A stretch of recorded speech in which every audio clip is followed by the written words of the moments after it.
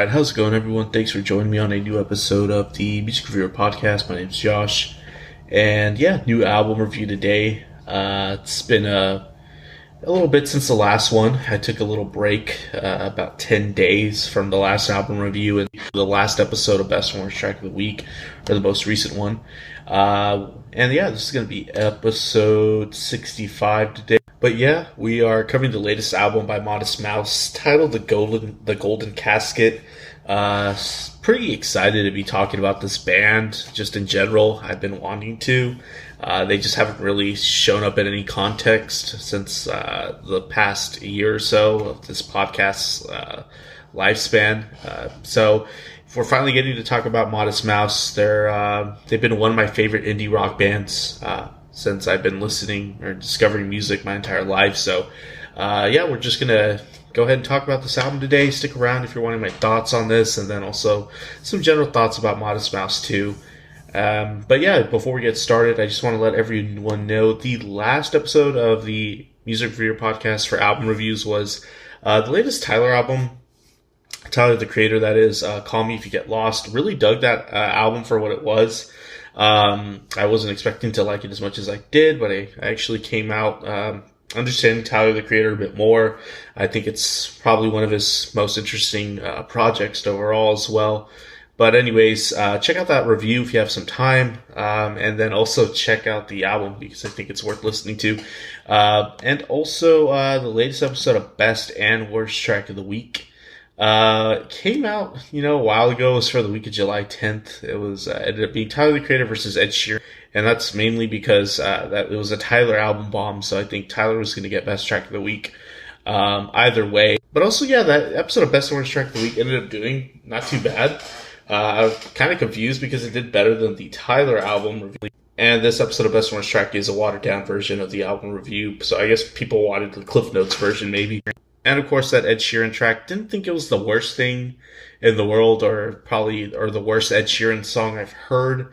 But it's a bit different. It sounds like he's moving in a different direction, and I think the track maybe had some potential that was lost. But also covered a lot of different things. It was several of the Doja Cat tracks from her album as well that dropped, came onto the chart that week. Also a reggaeton track in there by Bad Bunny, J Balvin, and Neil Garcia that I thought wasn't too bad. But yeah, just a lot of features also thrown in this episode because it's from two different albums mainly. But anyways, yeah, I thought it was a pretty heavy week. Lots of stuff that came in. So that was that. So yeah, just if you have some time, check out that episode if you are interested. I thought some of the tracks from the Doja project weren't too bad either. But anyways, just want to give some updates podcast-wise. Speaking of Best and Worst Track of the Week, unfortunately, I am retiring Best and Worst Track of the Week. That last episode for the week of July 10th, unfortunately, is the last episode for Best and Worst Track of the Week as we know it, which that means there's just going to be some changes coming. It's just been a bit tiresome to keep up with it every week, especially since we're in the midst of the summer with album bombs. And I'm going to be honest, some of these projects having to devote, at some time to just sitting down and listening to the whole project, which I don't necessarily have much interest in sometimes, just because they're debuting into the Billboard Hot 100. I don't really get to choose, so I think that's becoming an issue. And also, I'm just falling behind. If you pay attention, the Billboard Hot 100 releases every Tuesday the new entries, and lately it's been getting to about maybe just about a week until I'm releasing the episode after that. And it wasn't that way when I first started, but it's pretty much turned into that. The latest chart that Billboard released was for the week of July 24th, and that means I'm pretty much 2 weeks behind.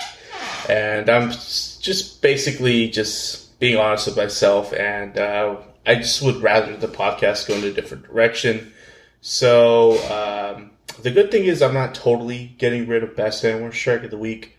What I plan on doing is shortly after this album review, I will be doing or starting a new sort of segment where I talk mainly just about new batches of tracks that are recently released that I'm more interested in covering overall, that aren't just coming into the Billboard Hot 100. And I'll go into that more shortly in the coming days. I'm planning on launching mainly that segment on YouTube, but it might move on to the podcast side. But basically what's going to happen is I think I'm just going to condense Best and Worst Track of the Week onto those episodes. And I will mainly just present Best and Worst Track. I probably won't go into covering all of the tracks that made it onto the Billboard Hot 100 for those weeks. So basically, if you like Best and Worst Track of the Week and you still want to hear my thoughts on the chart overall, just know that it's not going away completely and that you can pretty much catch it anytime I review tracks. I will go back as much as I need to catch up on that every time I put an episode out before I'm reviewing tracks. And I think that'll work out because it should give me the chance to cover more albums, which is really what I want to do. I would rather cover about 2, hopefully maybe 3 sometimes albums a week, or just put out 3 pieces of content a week. And I feel like without having to be bogged down by Best and Worst Track of the Week, I'm going to be able to do that. Because at some point, when I was first really getting this podcast rolling, I was able to put out a lot of content. I wasn't working. I was in the midst of quarantine, so I had a lot of time. And I was getting around to Best and Worst Track of the Week every week pretty consistently, and also dropping about 2 or 3 album reviews a week when I was really grinding them out. So I'd like to at least go back to putting out more album reviews. So yeah, that's pretty much it. Nothing too serious, but yeah, that's pretty much what's the deal. But yeah, that's pretty much what's going to be happening.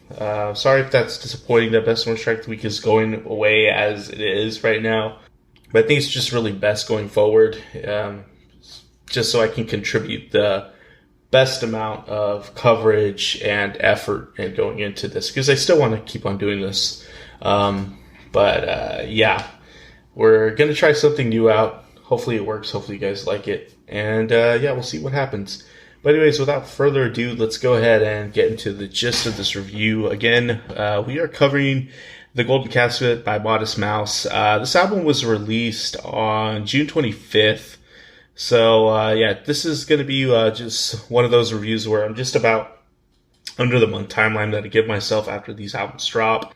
At some point, though, I thought I maybe wasn't going to get around to it, especially because when I first turned it on, just as a general listen, I wasn't as captivated as I thought I was going to be, just because I maybe had expectations.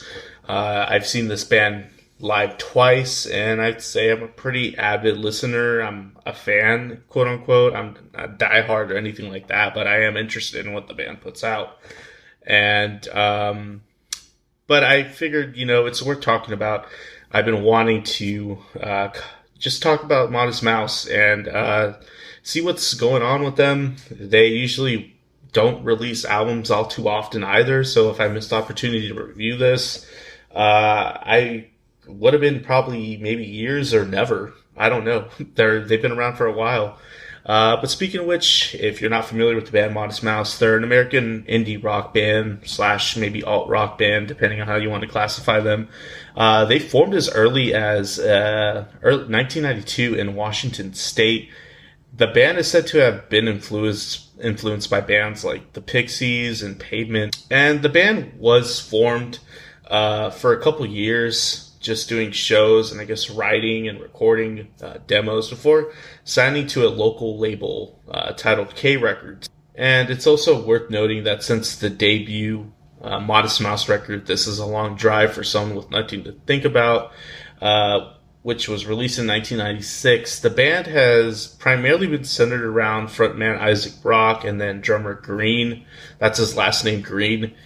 And I guess if you've listened to a lot of their music or just a bit, it's quite apparent that after getting a bit acquainted with their music, that Brock's vocals, his vocal presence and his vocals in general are sort of like a signature piece or sound of the band. He really sounds like he really is a unique vocalist, and it's probably safe to say that no one else really sings like him or really even wants to sing like him. He has a very unique way of going about singing many times on various tracks. He has a way of switching up his vocal timbre, his delivery to sound, quiet or really loud and abrasive, and at times maybe even technically just straight up wrong. I don't really think people are training people to sing like him either.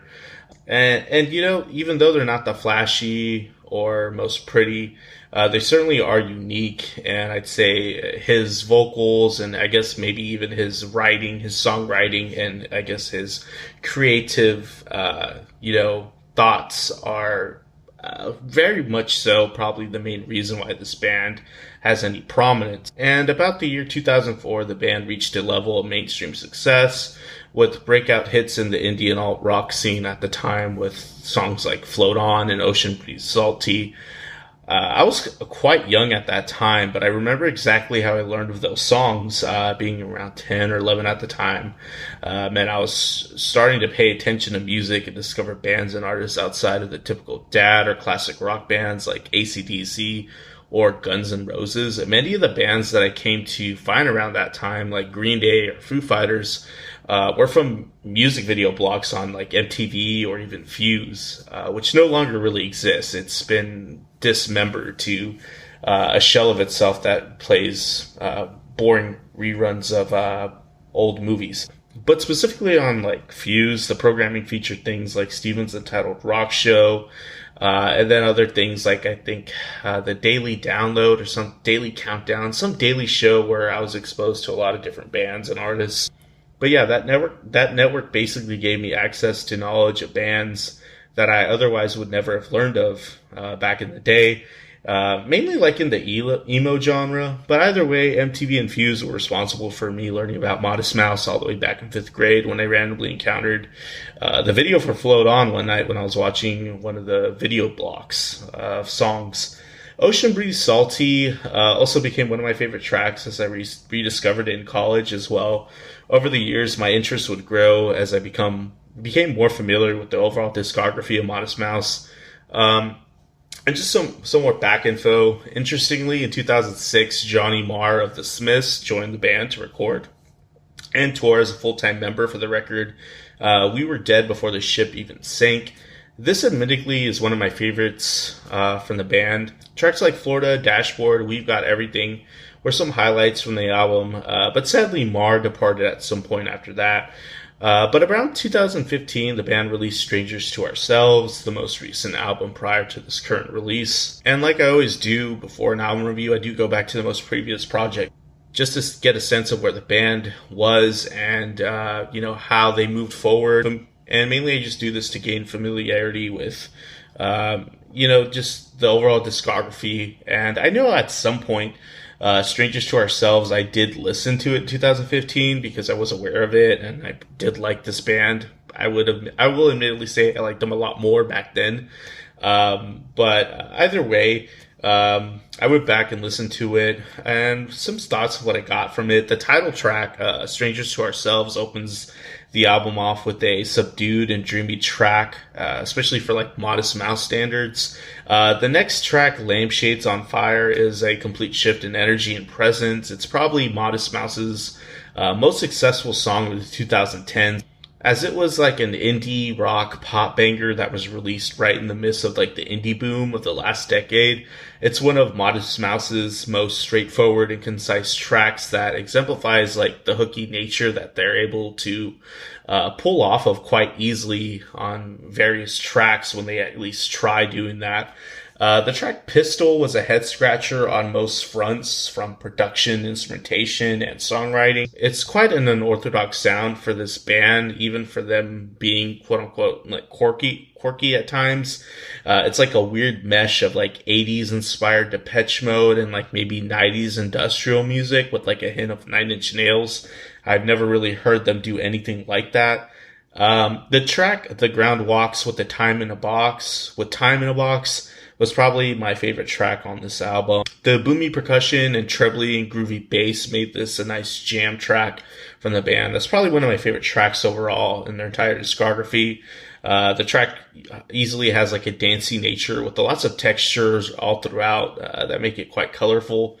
Pups to Dust was an interesting track as well that felt a bit stripped back with like the clean guitar riffs guiding the track through much of its runtime. Also really dug the call and response vocals in the second verse. The track Wicked Campaign sounded a bit like a consequence of the time this album came out, due to like it sounding a bit like the current indie pop landscape, such as like bands that were emerging like Group Love or even early Imagine Dragons. But the album did pick up with The Tortoise and the Taurus, which featured the signature chaotic sound in the opening that Modest Mouse is so good at creating at various moments. It sounded like classic Modest Mouse, or at least older Modest Mouse. Love how the track develops and puts the gritty and heavy bass at the forefront at many points. It's not bad. And overall, I thought this was a decent project. I will say it certainly leans on the singles that were put out. I forgot to mention one, but there's a track about coyotes that's pretty nice as well. I believe was a single. But yeah, in terms of quality, I think lots of it came from the singles. There were some deep cuts that I discovered or rediscovered. But there were some head scratchers that I really don't think were all that great. So it was maybe favorable in a sense. Now that I've listened to the Golden Casket, I don't really know if they improved much or if they went in a better direction. Certainly the Golden Casket features some more straightforward hooky popness to it. That's quite evident in one of the lead singles, We Are Between. And I don't think they experimented as much either on this. I don't think I'm scratching my head at all like I did with the track Pistol on the previous album, so that's good. But to be quite frank, I don't think the Golden Casket was really an improvement or a step in the right direction for this band. With having refreshed myself to Strangers to Ourselves, I'm not getting on the Golden Casket. Those one or two, maybe three singles are just tracks that I can gravitate towards and maybe want to go back and listen outside of the album. And not to say that's what defines a great album, but usually in regards to a Modest Mouse track or a Modest Mouse album, that's generally what I'm looking for. Now they have put out albums in the past where they're just great listens from front to back, especially if we want to go way back to their earlier discography, where a lot of the diehard Modest Mouse fans sort of thrive. They've probably done that. But I don't believe the Golden Casket's this sort of album either. I think this is just kind of a middle of the road sort of project. And I will say, though, it does start off kind of strong, not extremely well, but I do enjoy Fuck Your Acid Trip and We Are Between. It was a nice lead-off single as well. But other than that on the track listing, there's not a bit much that sort of stands out or any other tracks that I want to re-listen to after leaving the album, or anything that I think will maybe even grow on me further down the line. Not to say that that's impossible, but I'm just not really finding anything that's all that more interesting than how the album opens up. It's kind of like it just rolled down the hill, and once we're at the bottom, we're really at the bottom. Like it didn't really go anywhere else. But yeah, starting from the top of this album, the track "Fuck Your Acid Trip," I was saying it's one of the stronger tracks on the album, and it opens up with this glitchiness, kind of like the beginnings of like one of the Smiths songs, "How Soon Is Now." It just gives me that sort of impression. Very breathy, subdued hush vocals by Isaac Brock on the verses. He does a nice job here at creating anticipation into the chorus. But the chorus section, is a bit hooky once we actually get there. It's much easier listening compared to the verses. Nice jammy groove that structures, many parts of the verses with hints of surf rock as the track develops. And I think that gives the track a bit of momentum and energy that it needs at that point when it comes in. And some of the energy that is built up to sometimes is lost as the track hammers on the chorus more and more towards the end. It's not a bad track. I definitely am appreciating various aspects of the track, but there are certain features of it that I think I could have done without. We Are Between is probably the best known track from this album cycle so far.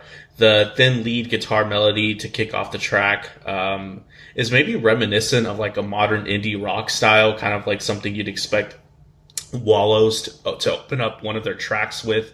A big anthemic sounding chorus once we get there. This sort of gang vocal stylization that was also found on Fuck Your Acid Trip at some point. A nice fat boomy bass on this song that guides the track. More of a straightforward and upbeat indie pop song as well, and it just has more pop flair. And I think Modest Mouse can thrive in this sort of vein. They have several hits under their belt that kind of go for that, such as Float On and Lampshades on Fire. So when they do hit on that, it can work. And I think maybe this is what this album maybe was missing. Just more of these kind of indie pop bangers. Because after that, there is a bit of a shift on We're Lucky.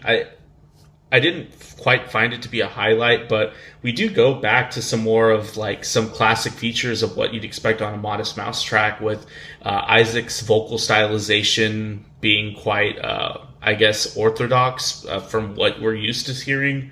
And it's accompanied by some thin melodic guitar passages. There's an interesting trumpet accompaniment as the track develops. I didn't necessarily think it was all that great, but also it wasn't terrible. After that, Walking and Running, a track that kind of borrows from like Radiohead, like some of Radiohead's more dancey electronic type of tracks, so loosely associated to maybe like Kid A.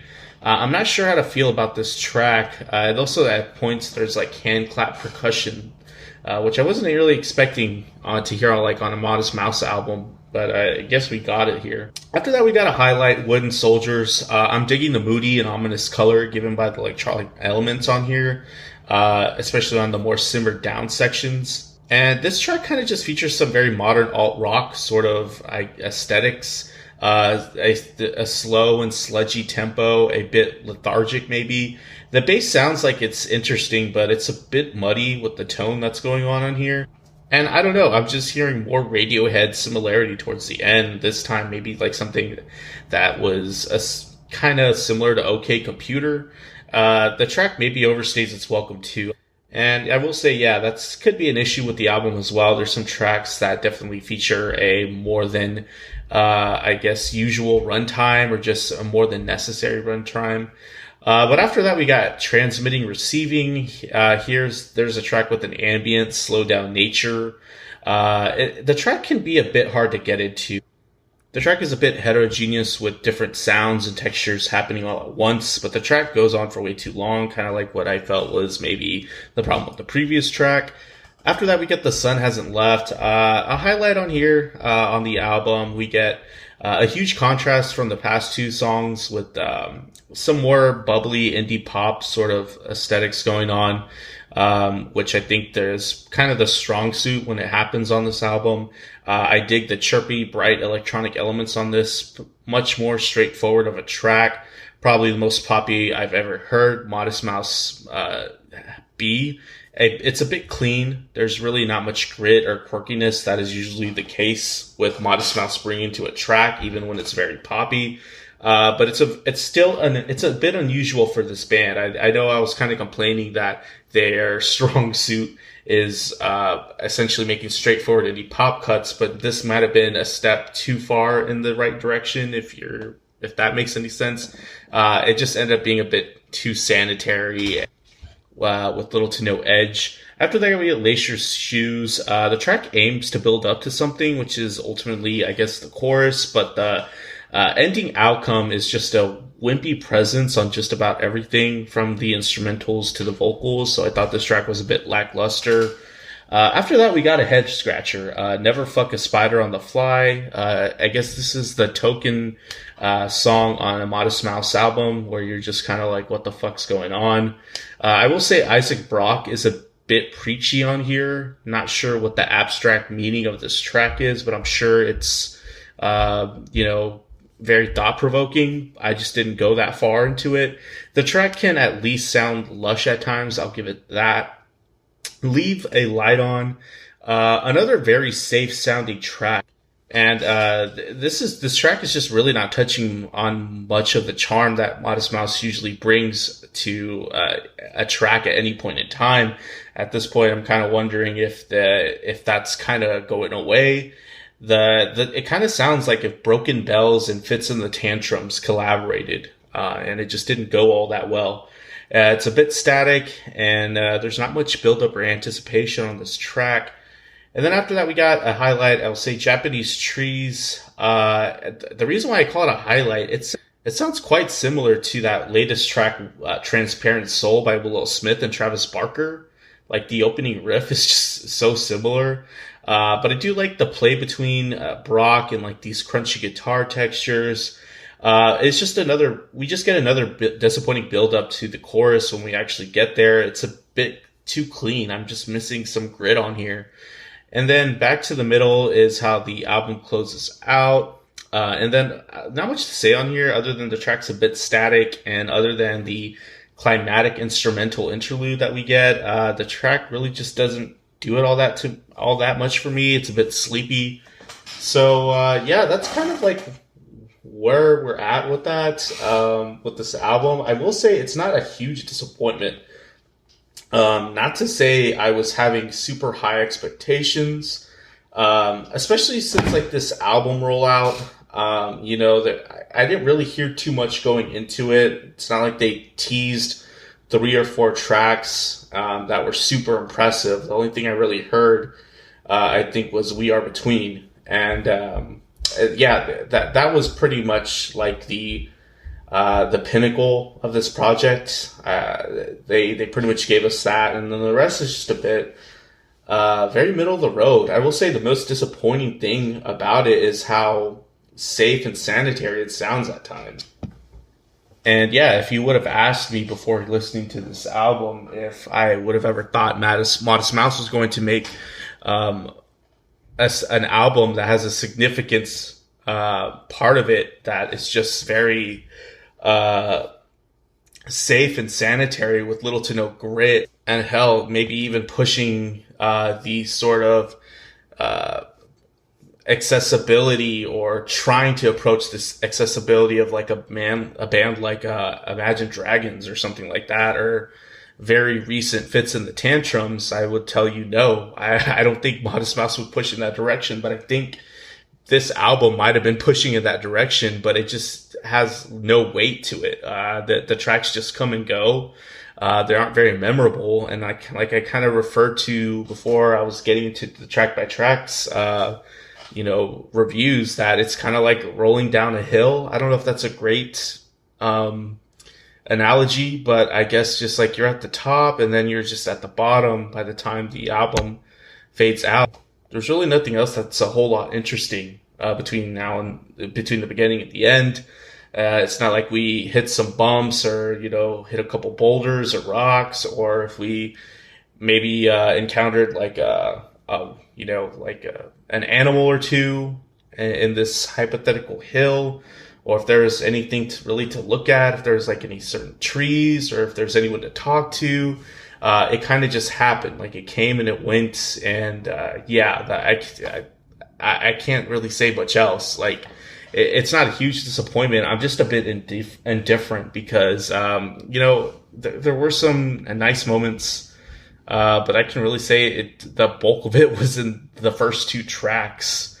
Maybe if I listen to it again and really tried, I can maybe find a bit of sunshine somewhere in there. But if I really had to rate this, I guess I'd give it a 5 out of 10. And I guess that's generous in my opinion, because some recent 5 out of 10s that I went with that score, I wasn't as disappointed. But then again, I just said I'm not that disappointed. So I don't know. It's not like this album's terrible. It's just kind of came and it went. That's the best way to describe it. And I can only hope that they put out something with a bit more weight and grit and presence on the next one, because if someone asked me a few years from now if that's never listened to Modest Mouse, what album they should get into from the most recent ones, I definitely would not recommend the Golden Casket. I would say do not start there. If anything, start from at least Strangers to Ourselves and work backwards, or vice versa, but stop at the Golden Casket. I don't know. So that's just kind of how I feel. If you're a hardcore Modest Mouse fan, I think you might be disappointed with this. I don't know. I'll go on the Modest Mouse subreddit later. If you like indie rock and, alternative rock, you might like a few things from here. Like I said, it kind of goes in the direction of like a safe alternative rock or pop alternative rock sort of sound, something that is on Alt Nation right now, or the stuff that's kind of really being pushed on something like that. But I don't know. But is this a good album for someone that's never heard or listened to Modest Mouse to be introduced to? I don't think so. It's not very representative of their previous projects. So that's kind of just where I'm at. Nothing too serious, just my opinion. But if you listen to this album, maybe you'll feel completely differently. But nonetheless, that's the end of the review. If you took the time to listen to everything, thanks. My name's Josh. I'll be reviewing some more music soon. Like I said at the beginning of the episode, look for some changes, and I'll try to be more diligent with those as well. And if you're on YouTube, like and subscribe. Leave a comment, good or bad. Subscribe on your preferred listening service too, whatever you're listening on. But anyways, I'll see you later.